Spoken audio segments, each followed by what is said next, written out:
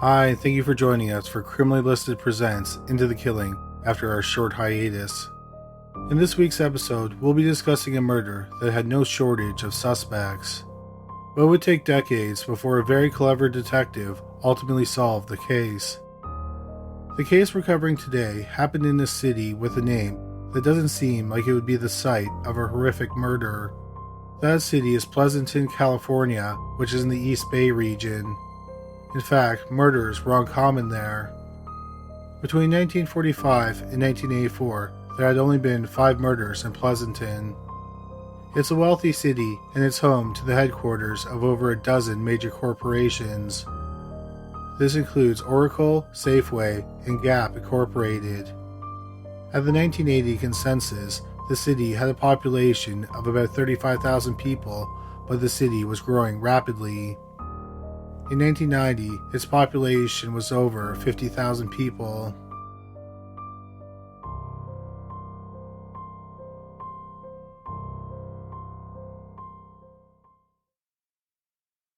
The case we're talking about happened in the first week of April 1984.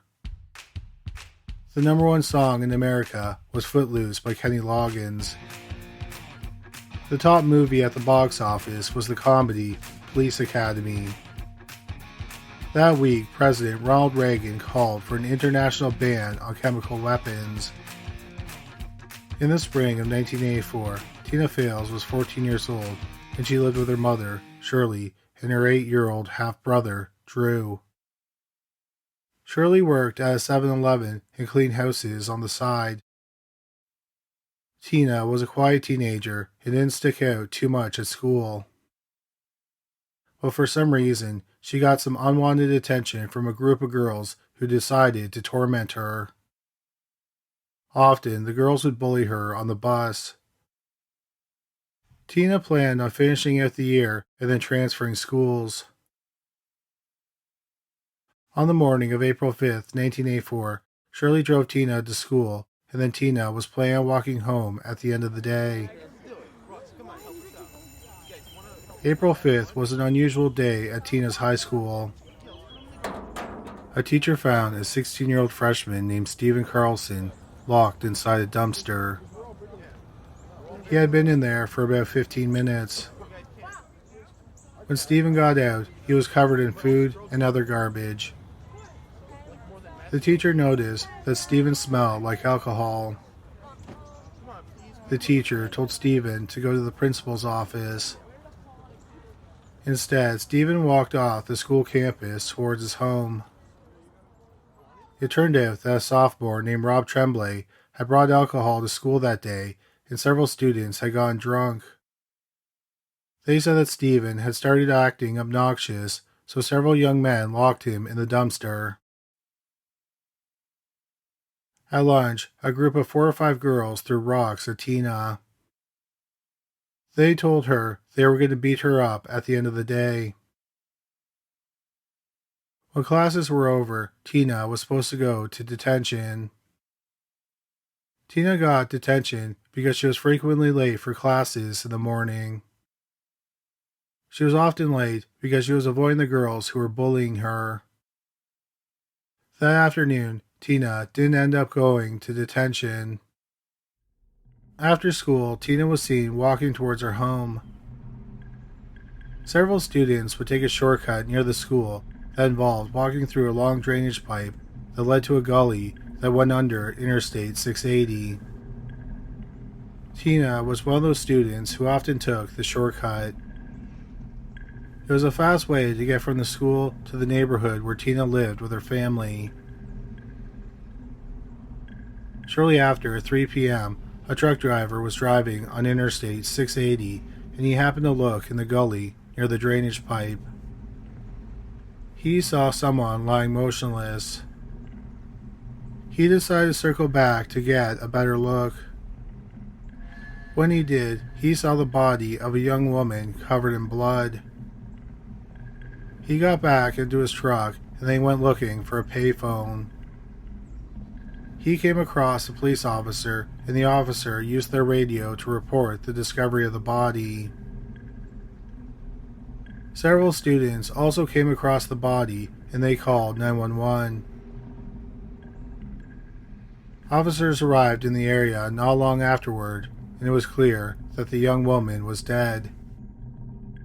Based on items in the backpack found near the body, they determined it was the dead body of 14-year-old Tina Faelz.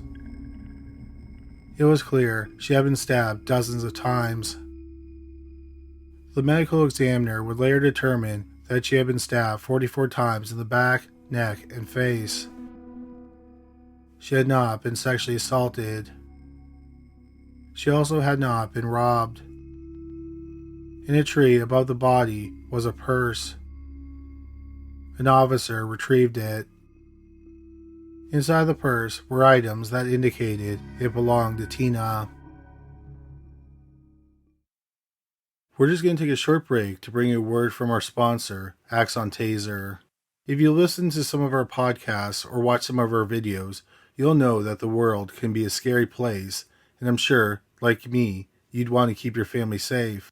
For myself, I would never dream of keeping a gun in my home because I don't feel like that would make us safer. This is why I think the people at Taser have the right philosophy when it comes to protecting yourself and your family. They believe that safer self-defense is better self-defense. Taser has a great line of non-lethal self-protection devices that are small and lightweight, so you can carry it on you, or put it in your glove compartment, or carry it in your purse. Even though they are small, they are still strong enough to incapacitate an attacker. Guns can be very risky to you and those around you, and even something like pepper spray can harm you as much as the attacker, and is simply not very effective. Taser products are safer and easier to use. They use an electrical charge that can immobilize an attacker for up to 30 seconds. This gives you and your loved ones enough time to get away from the situation. It will also send an emergency dispatch to your GPS location, and it will send a response team to help you. Their devices also have laser-assisted targeting. Taser's network of devices, apps, and personnel have already helped save over 237,000 people. Taser devices are available without a permit in most U.S. states. Get Taser Pulse Plus or Taser Strike Lite at taser.com with the promo code listed. Save 15% now at taser.com, promo code listed. That's spelled TASER.com, and the promo code is LISTED. Restrictions apply. See site for details. The police started looking at people who have wanted to kill Tina. For a 14-year-old girl who wasn't involved in something like gang activity, there was an astonishing number of persons of interest. The first were the girls who bullied her. They admitted that they gave her a hard time, but they swore they didn't kill her. The girls were able to provide alibis like they were in detention, so they were cleared as persons of interest. The police talked to several students at the school. One of them was Stephen Carlson, who had been locked in the dumpster earlier that day. He said that around the time of the murder, he was driving his car in the area. He said he saw Tina head towards the culvert. He also said he saw a fellow student, Jeff Michelson, run towards the drainage pipe. So the police investigated Jeff, and they learned that he was one of the school's more notorious bullies. He was one of the kids who locked Steven in the dumpster. Also, Jeff apparently inappropriately touched several girls at school.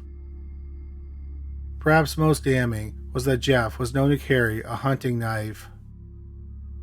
When the police talked to Jeff, they noticed he had a cut on one of his index fingers. The police thought that this was interesting because they knew from the marks on Tina's body that the knife used to kill her did not have a guard. So they thought that the killer's hand might have slid down the blade during the attack and he might have cut himself. Jeff had two stories about how he cut his finger.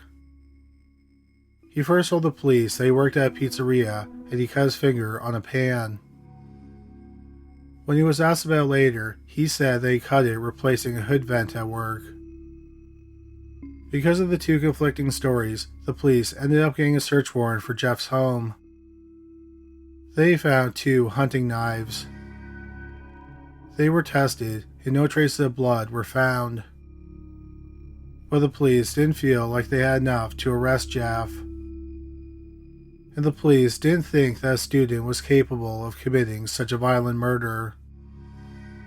Nevertheless, Jeff Michelson remained a person of interest. We're going to take one more short break to bring you a word from our other sponsor, Storyworth. If there's ever been a year to make the dads in your life feel loved and appreciated on Father's Day, it's this one. This year, my father's had some unexpected health issues, and it's really put a lot of things into perspective for me. So this year, I really want to give him a thoughtful and sentimental gift the whole family can cherish forever, Storyworth. Storyworth is a really cool online service that helps your dad or your grandfather or any father figure in your life share their life stories through thought-provoking questions. It's a great way to learn about their memories and personal thoughts, especially if you can't physically be together. Every week, Storyworth sends them some fascinating questions, like what's the craziest thing that ever happened to you? Or how do you want to be remembered? I've already given Storyworth to my mom, and she has given me some answers that surprised me. My mom has always been an early riser, but I just found out that she really considers herself to be a night person. After a year of questions, Storyworth will compile your father's stories along with photos in a beautiful keepsake book. I already plan on getting a copy of the book for each of my siblings. Give your dad the most meaningful gift this Father's Day with Storyworth. Get started right away with no shipping required by going to storyworth.com/listed. You'll get $10 off your first purchase.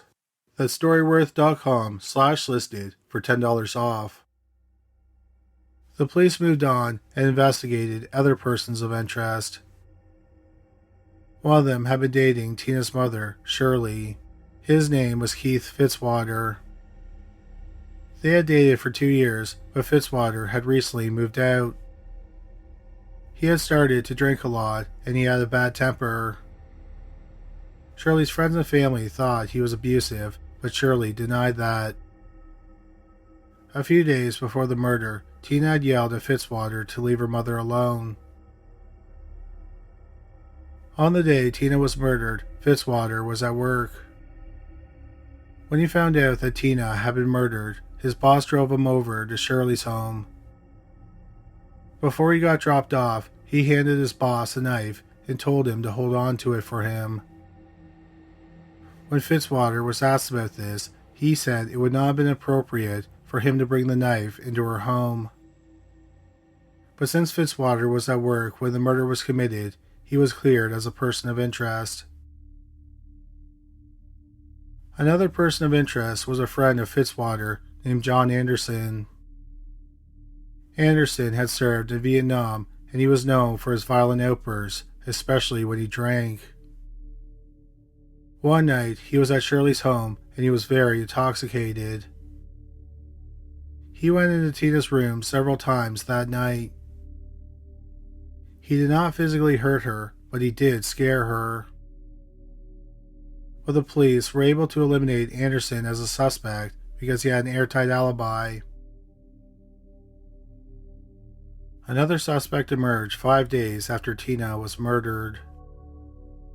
On April 10, 1984, a 23-year-old man named Walter Nyman fondled a 16-year-old girl who was walking home from her bus stop in Felton, California. Felton is about 55 miles from Pleasanton. Nyman grabbed the girl as she was exiting a tunneled bridge. Nyman told her to do what he said, or he would kill her. The girl managed to escape, and she called the police. Nyman was arrested several weeks later. The police thought that there were enough similarities between that attack and Tina's murder, so the police investigated Nyman. It turned out that when Tina was killed, Nyman was living in Pleasanton. The police also found out that on the night of Tina's murder, Nyman unexpectedly showed up at his grandmother's home. He was visibly upset. He said that he was not happy with the way his life was going. The police searched Nyman's home and they found bloody clothes and 2 bloody knives. The blood was tested, and it turned out to be animal blood. The police couldn't find any evidence linking Nyman to Tina's killing, so he wasn't charged with her murder. But he remained a person of interest. It turned out that Tina was not the only teenage girl in the area to be murdered recently. On December 2nd, 1983, 4 months before Tina was killed, 14-year-old Kelly Jean Poppleton was murdered in a wooded area in an unincorporated area just outside of Pleasanton. She had been beaten, suffocated, and stabbed. Less than 3 weeks after Tina's murder, on April 25, 1984, 18-year-old Julie Connell was found stabbed to death. She was last seen in Hayward, California, which is about 16 miles west of Pleasanton. On November 28, 1984, 7 months after the last murder, 18-year-old Lisa Monzo went missing from Hayward. Her body was found 4 days later. She had been strangled to death. Was it possible that Tina and the other young women were killed by a serial killer?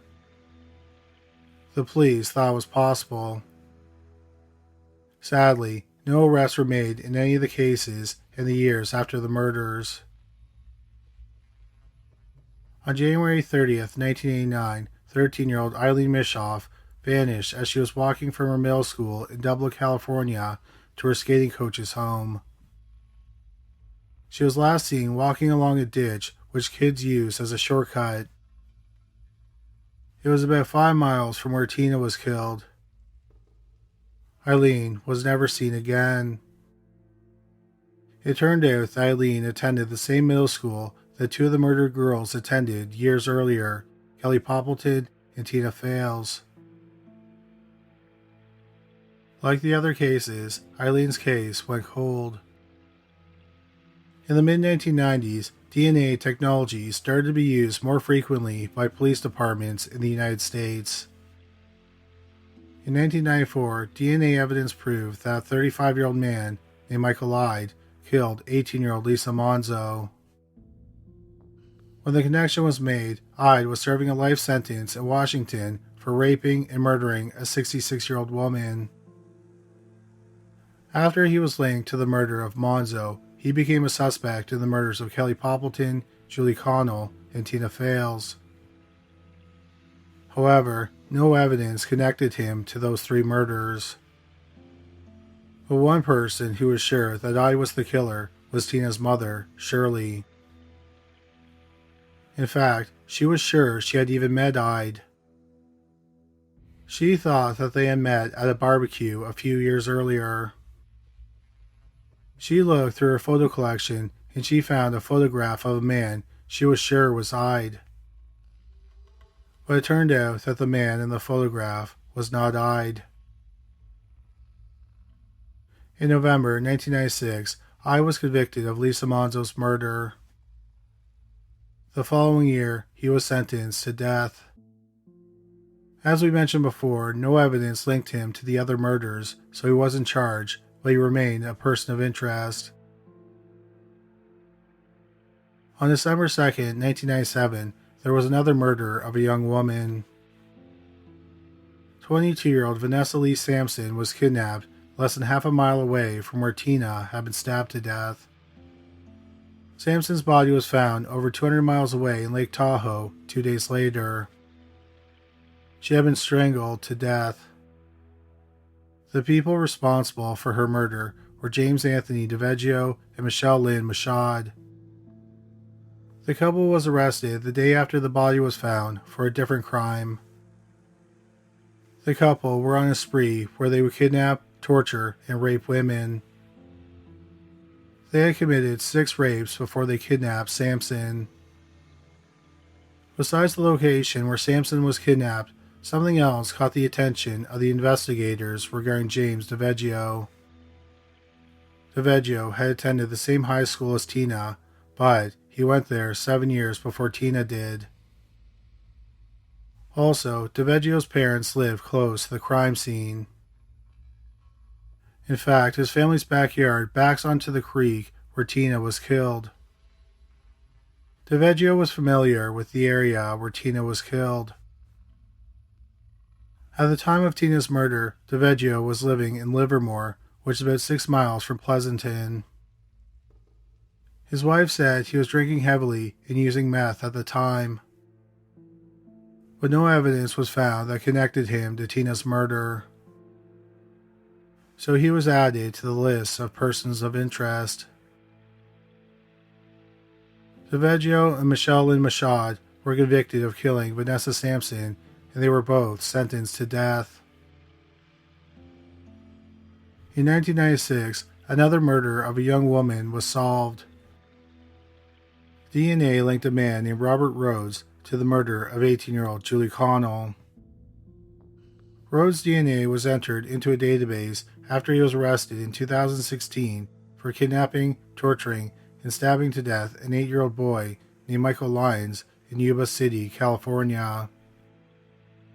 In 1998, Rhodes was convicted of murdering Michael, and he was sentenced to death.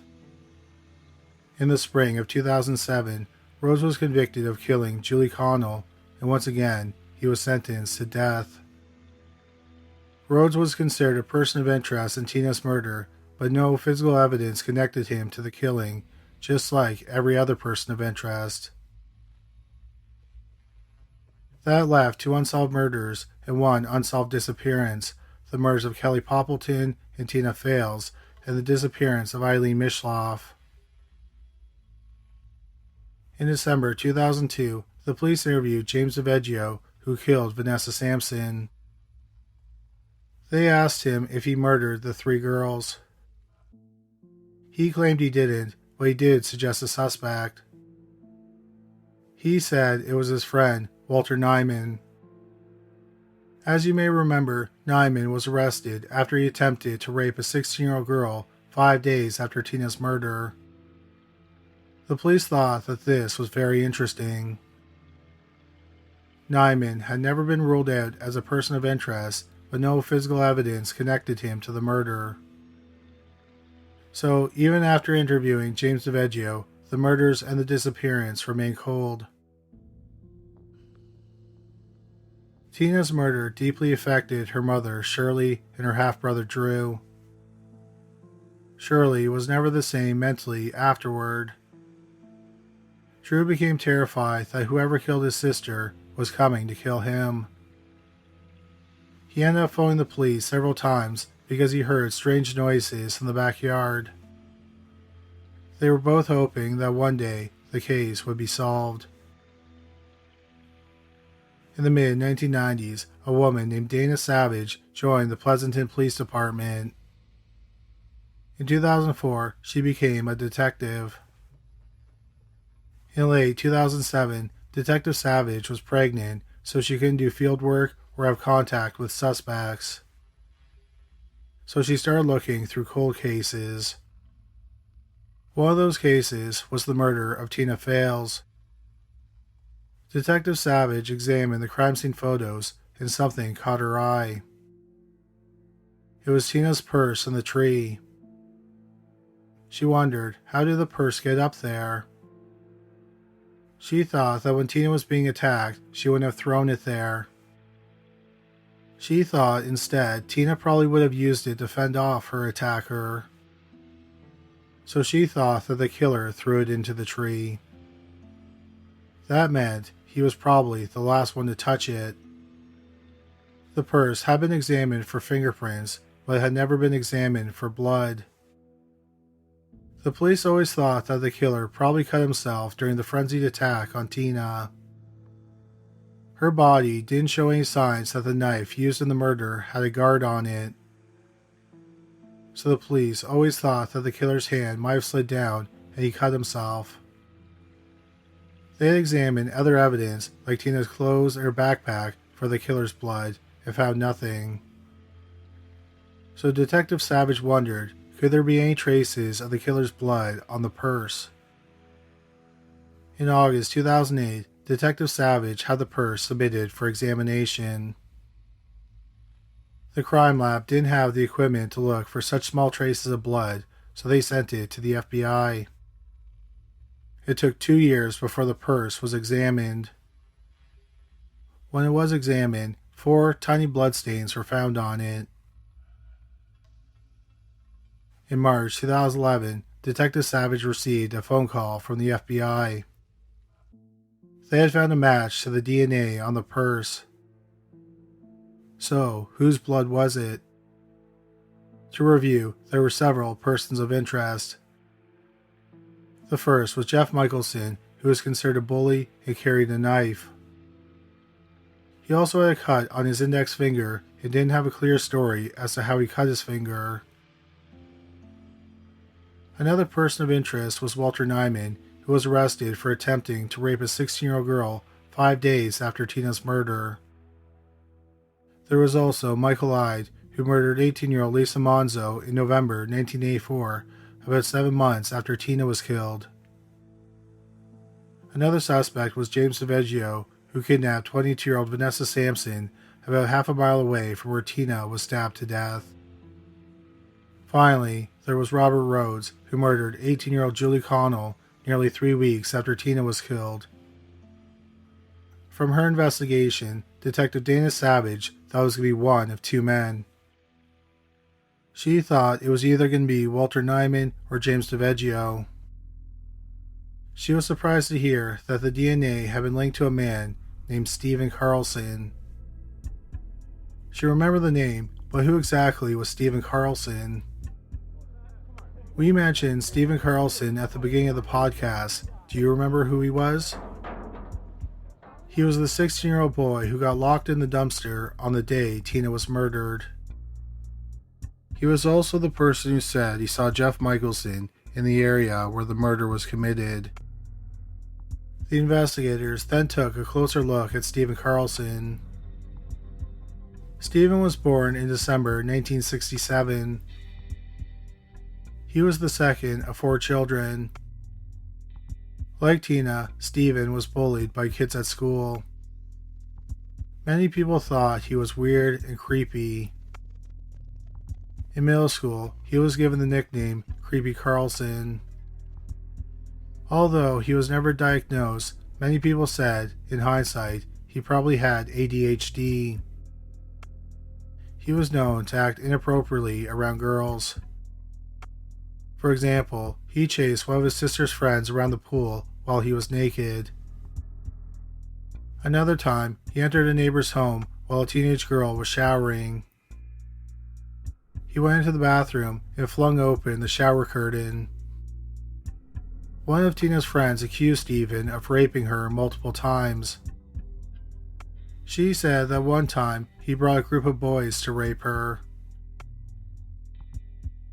In 1983, when Stephen was 15, he started using marijuana and methamphetamine. Once he started using meth, he became more aggressive.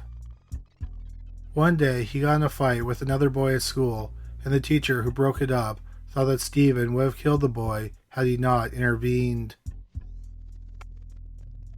After Tina's murder, Stephen used meth more frequently, and his behavior became worse. He ended up serving time in a juvenile detention center. Stephen had confessed to killing Tina to several people. Usually, he was intoxicated when he did it. In 1986, while Stephen was in juvenile detention, he was questioned about Tina's murder by detectives. He denied committing the murder.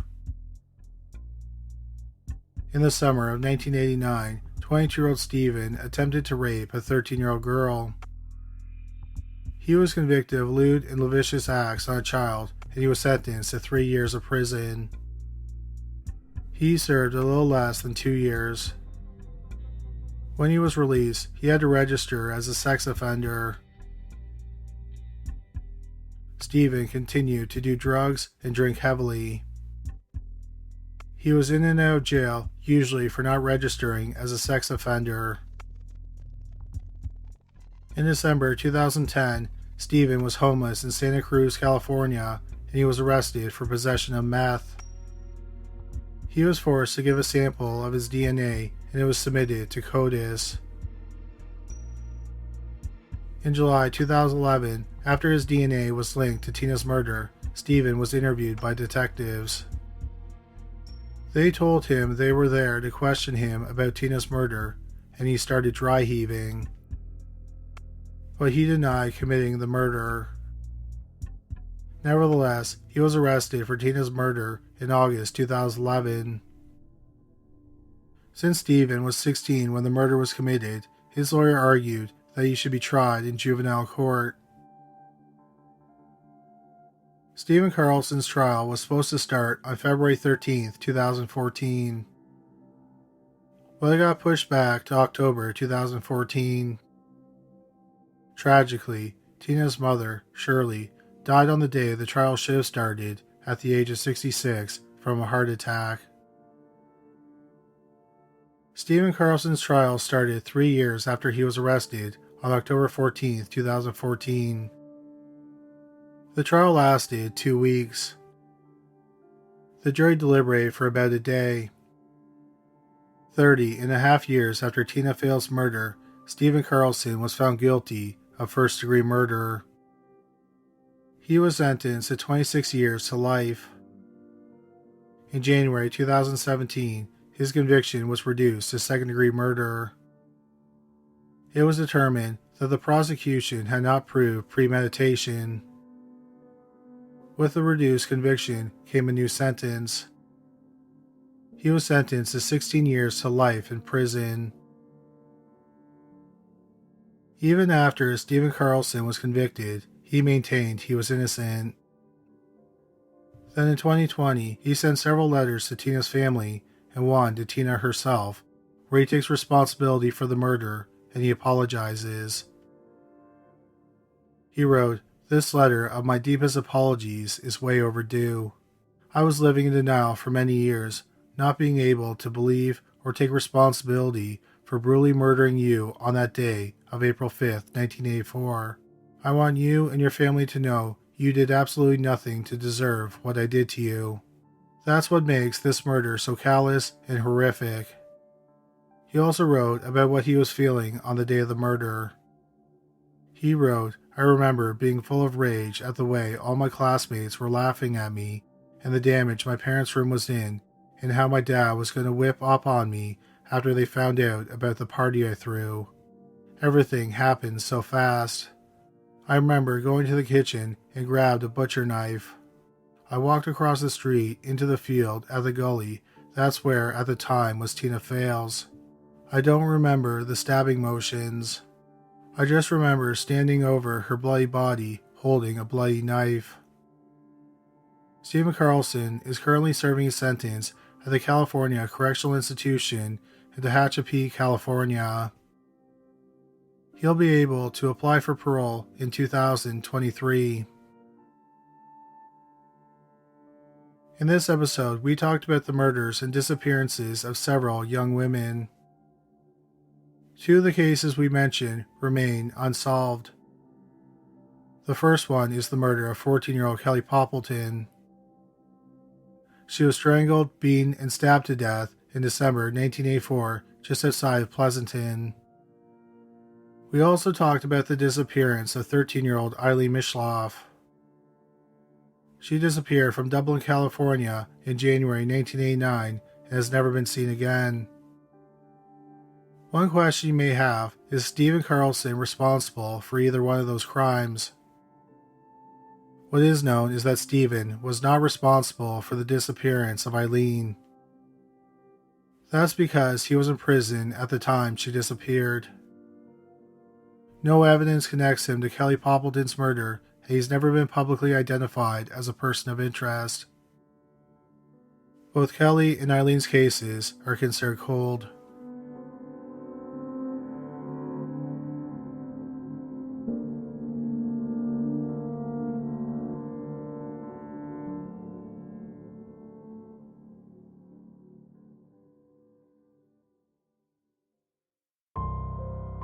Thank you so much for listening to this week's episode. As always, our fact checker, producer, and sound designer was Danelle Cloutier. We had two major sources when it came to writing this episode. The first is the excellent book Murder in Pleasanton, Tina Faelz and the Search for Justice by Josh Shushan. It's a fantastic book and I cannot recommend it enough. Another major source was the show Cold Case Files. They profile Tina's murder in the episode She Never Came Home. If you like this podcast, please subscribe or follow so you don't miss any future episodes. If you just discovered this podcast, please check out Criminally Listed on YouTube. We have nearly 300 videos featuring some unsettling and bizarre true crime stories. You can find it at youtube.com/criminallylisted. Well, that's all for this week. Thank you again for listening.